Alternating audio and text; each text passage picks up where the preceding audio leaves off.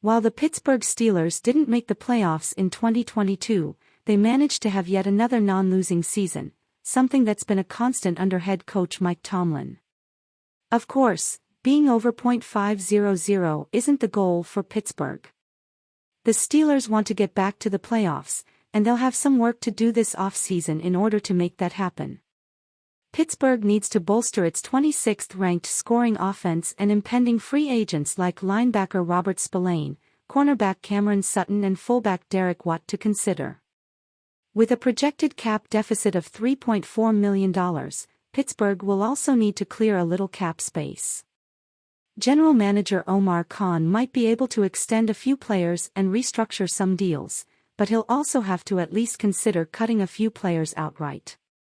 With this in mind, let's examine 3 players the Steelers must consider cutting this offseason. DL Montravius Adams. We'll start with a contract that could be very difficult for the Steelers to cut. Defensive lineman Montravius Adams joined the Steelers' practice squad in 2021, was elevated that year and has made 13 starts for the Steelers since.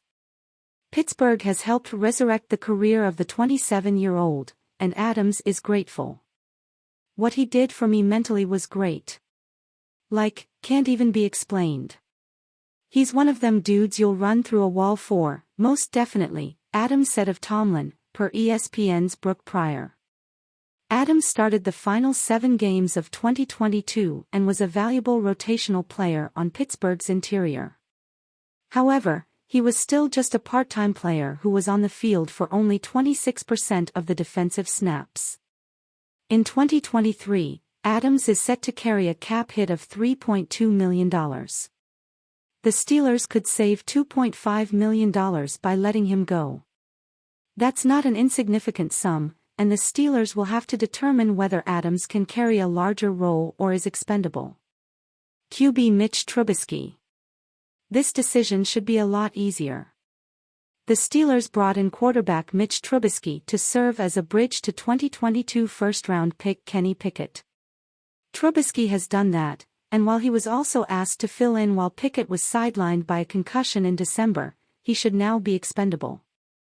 Trubisky is set to carry a cap hit of $10.6 million in 2023.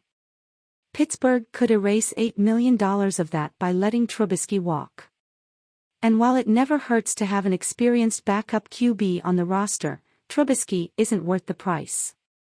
He went just 2-3 as a starter in 2022 and posted an underwhelming 81.1 passer rating.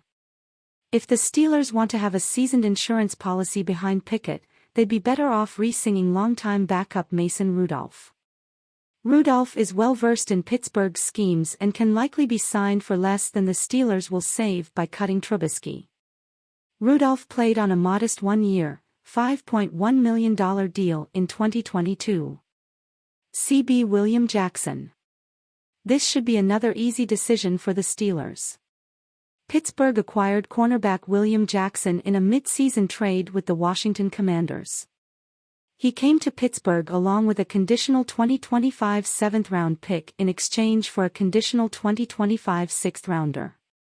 However, Jackson then landed on injured reserve with a back ailment and never suited up for the Steelers. It could make some sense for Pittsburgh to see what it has in Jackson in 2023. The 30-year-old was a reliable starter as recently as 2020 with the Cincinnati Bengals. He allowed an opposing passer rating of 88.2 that season. Continuing to kick the tires on Jackson at his current price point, though, isn't logical. He's due to carry a cap hit of $12.2 million with none of that guaranteed. His release alone would put Pittsburgh nearly $9 million under the cap. The Steelers took a flyer on Jackson, it didn't work out, and it's time to at least consider moving on.